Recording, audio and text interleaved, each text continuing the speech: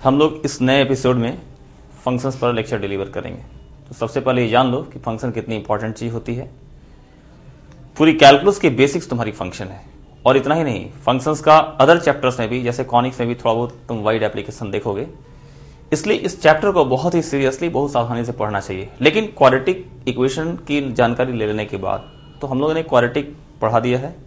आप क्वाड्रेटिक की सीडी को बढ़िया से देखें, उसके बाद इस पर आए।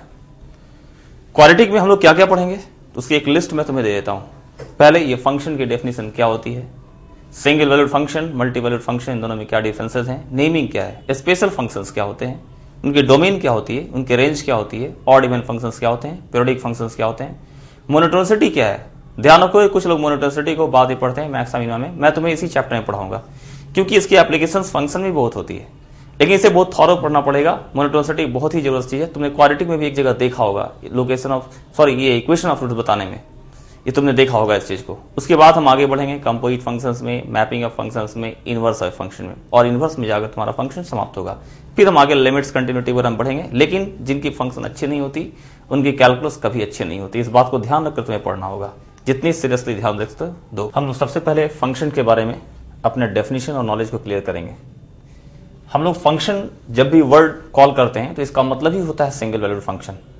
वो हम लोग फंक्शन एब्रिविएशन के फॉर्म में, संक्षिप्त में बोला करते हैं। तो इसकी डेफिनेशन क्या होती है सिंगल वैल्यूड फंक्शन की या फंक्शन की? डेफिनेशन कुछ यूं है, let A and B are two non empty sets and F is a rule which associates each element of set A with unique element of set B. तुम यहां unique word पे गौर करोगे। हमारे पास ए और बी दो ऐसे सेट होने चाहिए जो दोनों के दोनों नॉन एम्प्टी हो, दोनों में कुछ ना कुछ मेंबर्स हो, और कोई रूल इफ एक ऐसा एग्जिस्ट करे जो ए के एलिमेंट्स का यूनिक एसोसिएशन बी के एलिमेंट से कराता हो, यानी कि ए का प्रत्येक एलिमेंट बी के एक और केवल एक एलिमेंट से एसोसिएट होता हो। तो ऐसी स्थिति में हम कहते हैं कि ये जो रूल एफ है वो ए से B, from A to B function है। वो F is a function from A to B. इसको क्लियर करने के लिए तुम वेन डायग्राम में देख सकते हो। ये हमारे पास वेन डायग्राम है। ये ए और बी दो सेट्स हैं, इसमें मेंबर्स हैं। इस तरह ए के मेंबर्स हैं पी क्यू आर एस, और बी के जो मेंबर्स हैं वो हैं 1 2 3 4। तो हम लोग क्या देखते हैं कि इसमें एक रूल है एफ, जो इस ए के मेंबर को बी के एलिमेंट से एसोसिएट करा रहा है। वो पी को एसोसिएट कराता है 1 से, तो पी का यूनिक एसोसिएशन हो रहा है। क्यू को एसोसिएट करा रहा है 2 से, यह भी यूनिक एसोसिएशन है। आर को भी 3 से कराता है, मतलब आर अगर फंक्शन में डालोगे तो आउटपुट 3 आएगा, एस डालोगे तो भी आउटपुट 3 आएगा। लेकिन इसमें दो डिफरेंट इनपुट पर सेम आउटपुट आ जा रहा है, इसलिए इसको मेनी वन फंक्शन कहा था, जो तुम मैपिंग ऑफ फंक्शन में बाद में जानोगे। लेकिन फंक्शन ये तब भी हुआ, यह भी यूनिक एसोसिएशन है। नॉन यूनिक एसोसिएशन कब होता है? जब तुम ए के एक एलिमेंट को बी के दो एलिमेंट से एसोसिएट करा दोगे, तब वो नॉन यूनिक एसोसिएशन कहलाएगा। वो कुछ इस तरह से दिखाई देगा, उसका डायग्राम कुछ ऐसे दिखाई देता है।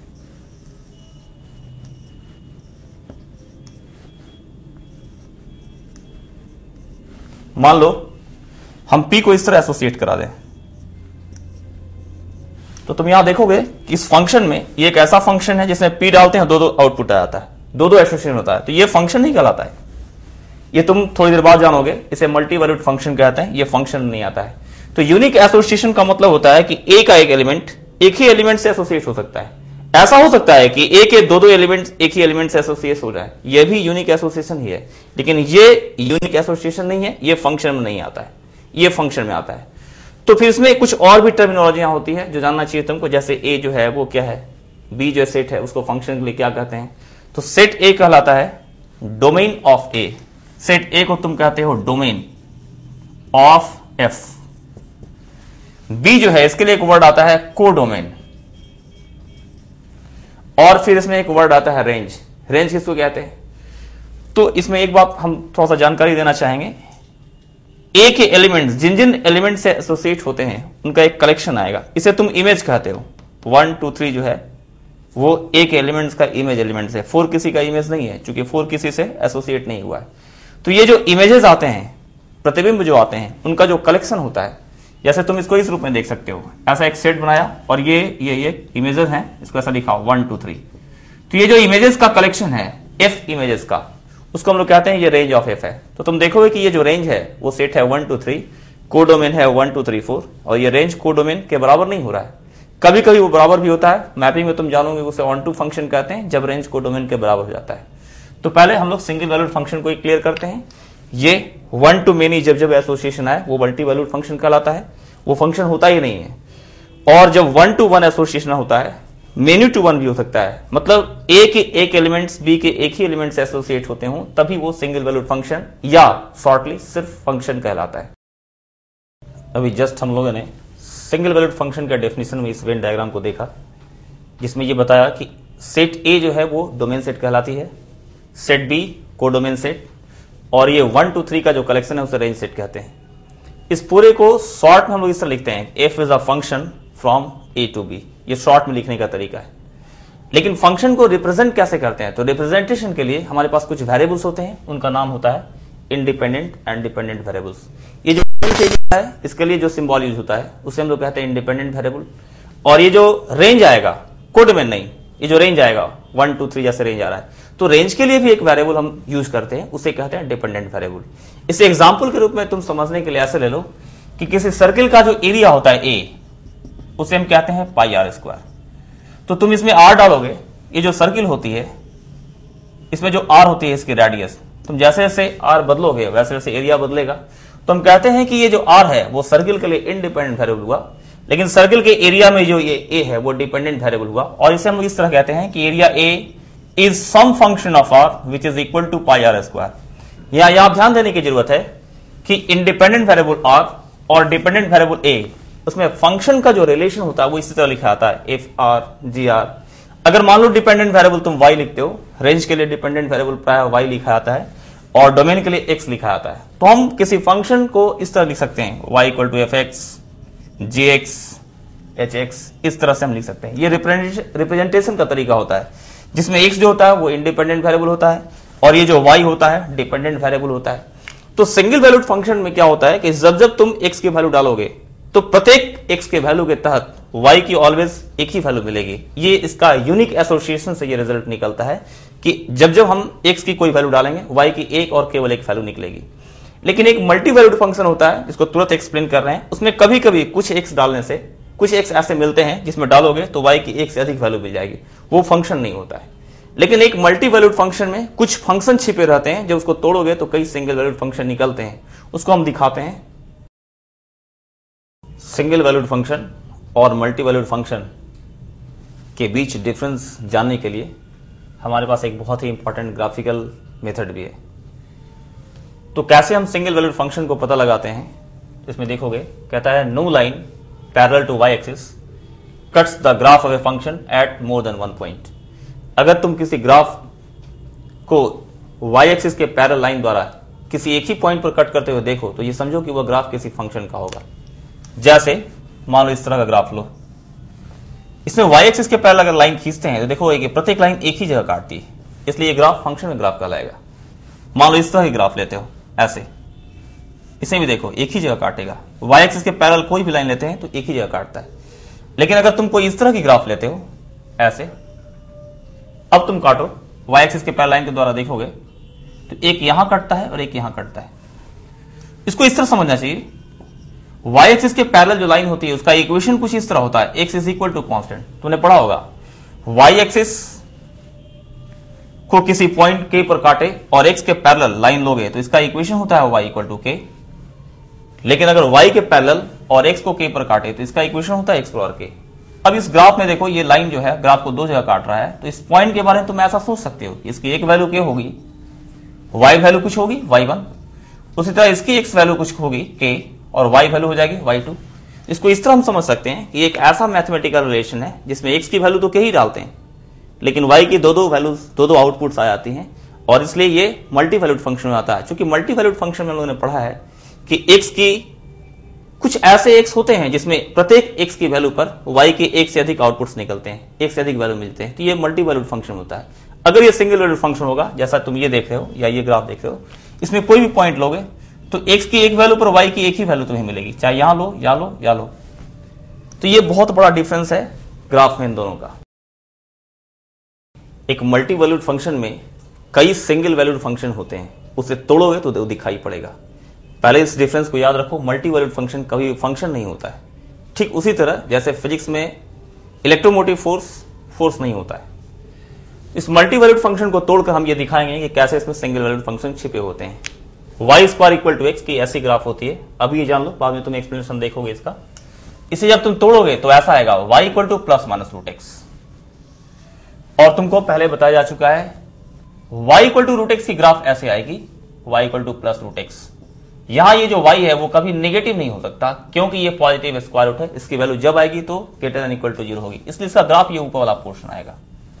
इसको देखो, क्या ये वाई एक्सिस के पैरेलल लाइन जो है उसको क्या एक से अधिक पॉइंट पर काटते हैं? तो एक ही जगह काट रहे हैं, इसलिए अकेले इसको लोगे तो ये सिंगल वैल्यूड फंक्शन हो जाएगा। दूसरा तुम इस केस को लो, y equal to minus root X, इसे इस तरह, तो ये y equal to minus root X में ये नेगेटिव स्क्वायर रूट है, इसलिए वहां क्या यहां पर y जो होगा वो लेस देन इक्वल टू 0 होगा, और यहां भी इसके पैरेलल y के पैरेलल जो लाइन है वो एक ही जगह काटेगी। यह भी सिंगल वैल्यूड फंक्शन हमारा, लेकिन जब दोनों को एक साथ क्लब करते हैं इस रूप में तो ये मल्टी वैल्यूड फंक्शन कहलाता है। ठीक उसी तरह तुम्हारे सामने एक इक्वेशन है ये सर्कल का, इसका इक्वेशन ऐसा है x square plus y square equal to a square. This is the equation of the circle centred at origin and radius a. ये क्या है? Multi valued function. तुम इसे देखो, वाई एक्सिस के पैरेलल कोई भी लाइन इसे एग्जैक्टली दो जगह काटती है, इससे दो सिंगल वैल्यूड फंक्शन निकलेंगे। कैसे? तो एक अपर हाफ जो सेमी सर्कल है यहां से यहां तक, रेडियस ए की upper half semi circle minus a से ए इंटरवल के बीच, इसे हम लिखेंगे y is equal to plus root under A square minus x square. उसी तरह से ये जो लोअर हाफ है, इस लोअर हाफ की अलग डायग्राम बनाओ तुम इस तरह से, इस तरह, तो ये कहलाएगी y is equal to minus root under A square minus x square, minus a से ए के बीच में। लेकिन दोनों को एक साथ क्लब कर दोगे तो फिर वो मल्टी वैल्यूड फंक्शन हो जाएगा। तुम इसे सिंगल वैल्यूड फंक्शन, कई सिंगल वैल्यूड फंक्शन निकाल सकते हो। अभी तो मैंने सेमी सर्किल के रूप में लेकर दिखाया है कंप्लीटली ये दो ठो, लेकिन और भी निकाले जा सकते हैं। कैसे? तो उसको निकालने की मेथड है क्वाड्रेंट वाइज छोटा छोटा काटकर तुम निकाल सकते हो। जैसे मान लो एक फंक्शन ऐसा मैं दिखाता हूं, इधर से पॉजिटिव क्वाड्रेंट ले लो, इधर फर्स्ट क्वाड्रेंट में पॉजिटिव ग्राफ ले लो और थर्ड में नेगेटिव ग्राफ ले लो, तुम देखोगे ये भी एक फंक्शन हो गया। ये सर्किल से ही निकलता है, और इस तरह के तुम इनफाइनाइट फंक्शन निकाल सकते हो। अब मैं तुम्हें यह बताऊंगा कि सर्कल से इनफाइनाइट सिंगल वैल्यूड फंक्शंस कैसे बनाए जा सकते हैं। तो तुम इसे ऐसा कर लो, तुम तो ये जान ही रहे हो कि यहां से लेकर यहां तक ये अपर पार्ट जो है उसे y equal to root under A square minus x square लिखा सकता है, और ये नीचे वाला y equal to minus root under A square minus x square लिखा सकता है। तो तुम्हें तोड़ कर इसे बनाना पड़ेगा। मान लो हम ग्राफ को यहां पर तोड़ते हैं इस तरह से, एक वर्टिकल लाइन ले लो और इस लाइन का नाम लिख लो, कुछ इक्वेशन लिख लो, x इक्वल टू के। इस लाइन के राइट साइड में अगर अपर पार्ट लोगे तो लेफ्ट साइड में लोअर पार्ट लेना, या लेफ्ट में अगर अपर पार्ट लेते हो तो राइट में लोअर पार्ट लेना। तो इस तरह से एक टूटा हुआ तुम्हें फंक्शन मिलेगा। देखो कैसे, ये जो सर्किल है, इस सर्किल हमने यहां के लाइन ड्रॉ कर रखी थी। मान लो हम इसके लेफ्ट वाले लेते हैं, इस लाइन के लेफ्ट वाले लेते हैं यहां से यहां तक। तो लेफ्ट में अगर ऊपर वाला वर्टिकल लेना है, ऊपर वाला लेना है, तो इसको नीचे हटा देते हैं, और इसके राइट हम लोग लोअर वाला लेते हैं, अपर हटा देते हैं। तो तुम देखोगे कि एक ऐसा फंक्शन बन रहा है। ये एक सिंगल वैल्यूड फंक्शन है, ये टूटा हुआ फंक्शन है, डिसकंटिन्यूअस फंक्शन है ये। हाँ, तुम ये काम और करना, ये जो लाइन x इक्वल टू के है, दोनों यहां और यहां दोनों जगह पॉइंट तुम नहीं रख सकते, किसी एक जगह रखना होगा। अगर यहां पॉइंट रखोगे तो यहां ब्लैंक कर दो, ब्लैंक करने का मतलब होता है यहां से पॉइंट गायब हो जाना। तो तुम देखोगे कि इस सर्किल से हमने तोड़कर एक सिंगल वैल्यूड फंक्शन बनाया है। किस तरह? तो माइनस ए से के तक ये है y equal to root under A square minus x square, और के से लेकर ए तक है y equal to minus root under A square minus x square. तो ये जो फंक्शन तुम्हारी मिल रही है ना, इसे तुम कहते हो सिंगल वैल्यूड फंक्शन, जो इस सर्किल से काट कर बनाया गया है, लेकिन ये टूटता है के पर। लेकिन ये के है क्या? तो के माइनस ए से प्लस ए के बीच की कोई भी संख्या हो सकती है, मतलब तुम इसे कहीं भी तोड़ सकते हो, इधर भी लाकर तोड़ सकते हो, यहां भी, यहां भी। तो माइनस ए से ए के बीच में के की कितनी पॉसिबल वैल्यूज हो सकती है? इनफाइनाइट। तो चूंकि के की इनफाइनाइट वैल्यू हो सकती है, मतलब हम इस सर्किल को इनफाइनाइट डिफरेंट प्लेसेस पर तोड़ सकते हैं, और हर एक टूटने के पॉइंट पर एक फंक्शन मिलेगा। इनफाइनाइट जगह टूटेगा तो इनफाइनाइट फंक्शंस मिलेगा। अब हम लोग पढ़ेंगे नेमिंग ऑफ फंक्शंस के बारे में, फंक्शंस के कैसे कैसे एक्सप्रेशंस होते हैं ये जानना। सबसे पहले हम लोग देखेंगे अलजेब्राइक एक्सप्रेशंस। तो प्लस 2 लेवल पर अलजेब्राइक एक्सप्रेशन 3 पार्ट में बताए जाते हैं, एक पॉलिनोमियल, एक रैशनल फंक्शन और एक इरेशनल फंक्शन।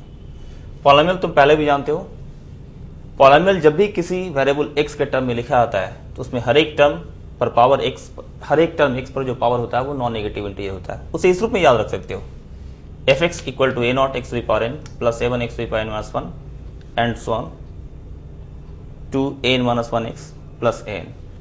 तो ये जो फॉर्म होता है इसमें जो इंडिसेस होते हैं n, n-1, n-2, ये सारे नॉन नेगेटिव इंटीजर्स होने चाहिए, फ्रैक्शन या नेगेटिव नहीं होने चाहिए। ये हमारा पॉलिनोमियल होता है। जैसे तुमने लीनियर पॉलिनोमियल पढ़ा होगा y equal to x plus b, quadratic polynomial पढ़ा होगा y equal to x square plus b x plus c. उसके बाद आते हैं रैशनल फंक्शन पे। रैशनल फंक्शन क्या होता है? तो जिस तरह ये पॉलिनोमियल हमने लिया है, अगर इसे हम px कह दें और ऐसा ही इंडेक्स m के फॉर्म में एक नया पॉलिनोमियल q